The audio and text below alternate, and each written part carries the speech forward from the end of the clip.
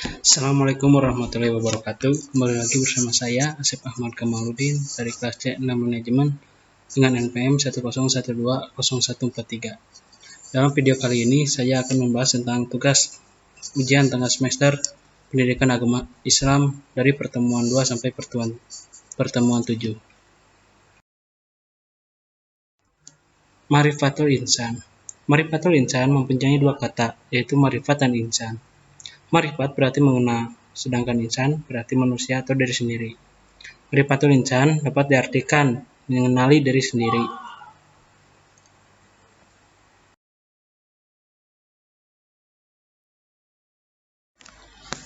Marifatul insan bagian pertama, yaitu ta'rif al-insan atau pengenalan manusia.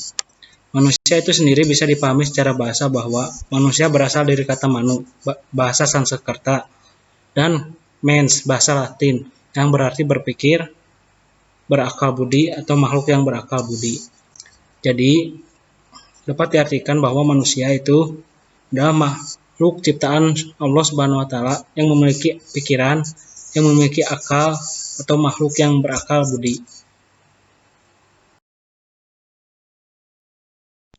Asal penciptaan manusia. Manusia diciptakan oleh Allah Subhanahu wa Ta'ala dari segumpal darah dan juga tanah dengan bentuk yang sempurna dan ditiupkannya ruh ke dalam tubuh manusia itu. Unsur manusia terdiri dari qalb atau hati, akal dan juga jasad. Amanah manusia di muka bumi itu untuk beribadah kepada Allah Subhanahu wa Ta'ala dan juga menjadi khilafah atau pemimpin di muka bumi. Balasan. Manusia akan diberi balasan di akhirat kelak dengan apa yang mereka kerjakan di dunia ini. Marifatul insan bagian kedua, hakikatul insan atau hakikat manusia. Hakikat memiliki dua arti, yaitu intisari atau dasar, dan juga kenyataan yang sebenarnya. Hakikat manusia yang pertama adalah hakikat manusia sebagai makhluk. Manusia adalah makhluk yang diciptakan oleh Tuhan, akan tetapi hakikat manusia sebagai makhluk itu terbagi menjadi 4 bagian. Yang pertama, manusia sebagai makhluk yang alal fitrah atau makhluk yang suci. Yang kedua, manusia sebagai makhluk yang lemah. Yang ketiga, manusia sebagai makhluk yang bodoh.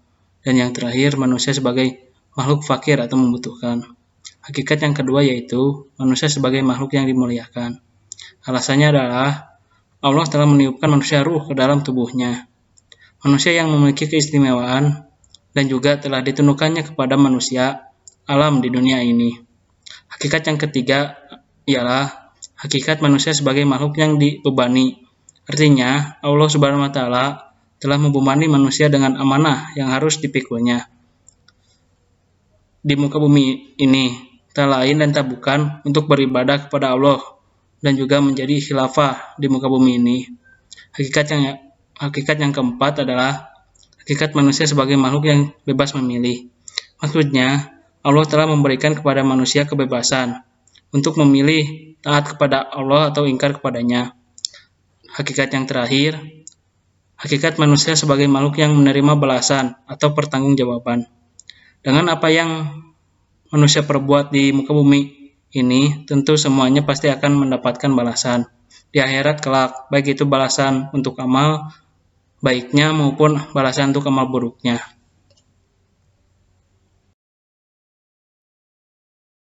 Marifatul insan bagian ketiga, yaitu taqwatul insan atau potensi manusia. Potensi adalah kemampuan yang mempunyai kemungkinan untuk dikembangkan. Potensi yang dimiliki manusia yang pertama yaitu potensi pendengaran. Yang kedua, potensi penglihatan. Yang ketiga, potensi hati. Tanggung jawab yang dimiliki manusia atau al-mas'uliyah. Pertama, al-amanah atau sikap amanah. Yang kedua, al-khianat. Marifatul insan bagian keempat, yaitu nafsul insan atau jiwa manusia. Dalam pandangan Islam, jiwa adalah diri manusia itu sendiri, nyawa, roh yang menyebabkan adanya kehidupan.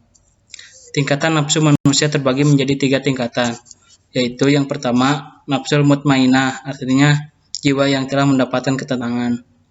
Yang kedua, jiwa yang ar-ruh atau kolbu, azam dan akalnya tarik-menarik dengan al-hawa.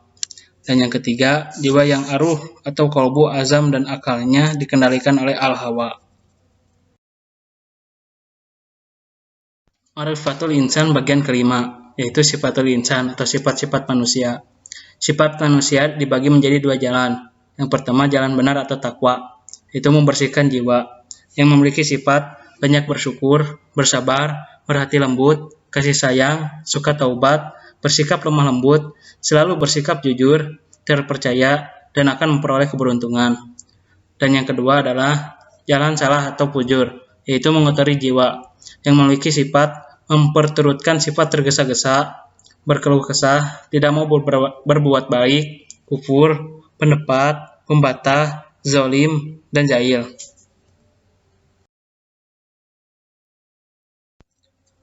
Ma'rifatul insan bagian ke-6, yaitu hakikat al-ibadah. Artinya hakikat ibadah. Pertama, perasaan atau sumber pelaksanaan ibadah. Artinya, kita melakukan suatu ibadah dengan merasakan banyaknya nikmat Allah yang telah diberikan serta merasakan keagungan Allah.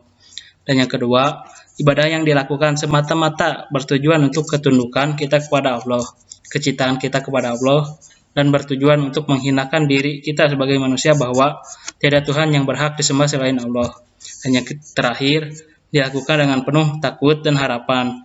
Artinya, kita melakukan ibadah dengan penuh rasa takut kepada azab yang diterima ketika kita mengingkari perintah-perintah yang telah diberikan oleh Allah Subhanahu wa taala, serta kita melakukan ibadah dengan harapan mendapat ridho dari Allah Subhanahu wa taala atas semua ibadah yang telah kita laksanakan.